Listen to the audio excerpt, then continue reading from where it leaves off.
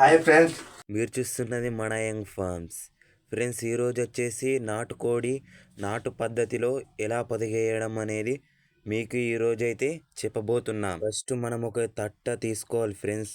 తీసుకున్న తర్వాత దానిలో సరిపడేంత ఉసుక వేసుకొని దాంట్లో అరిగొడ్డి మనం సెట్ చేయాలి ఫ్రెండ్స్. అది గుడ్లు బయటకు వెళ్ళిపోకుండా మంచిగా ఒత్తడం అనేది చేయాలి ఫ్రెండ్స్. అరిగడ్డి వేయడం వలన గుడ్లు అయితే వేడిగా ఉండడం జరుగుతుంది ఫ్రెండ్స్. దీనివల్ల పిల్లలైతే చాలా బాగా తీస్తాయి చలికాలమైన. ఫ్రెండ్స్, ఇప్పుడైతే మనం గుడ్లను అయితే వేసుకుందాం. మా కోడ వచ్చేసి 18 ఎగ్స్ అయితే పెట్టింది, అవైతే వేస్తున్నాము ఫ్రెండ్స్. అరిగడ్డి వేసుకునేటప్పుడు మనకు ఆయిలాక్ అనే ఒక ఆకు దొరుకుతుంది ఫ్రెండ్స్.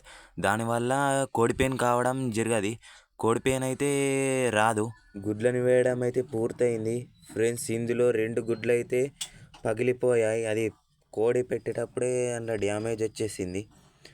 ఇప్పుడైతే మనం దిష్టి తలగకుండా వీటికైతే మన బొగ్గు గీతలు అయితే రాసుకుందాం. ఇలా రాసుకోవడం వలన మనకైతే చిక్స్ అయితే చాలా వెళ్ళడం అయితే జరుగుతుంది పోకుండా. ఫ్రెండ్స్, ఇప్పుడైతే కోడినైతే పొదిగేయబోతున్నాం.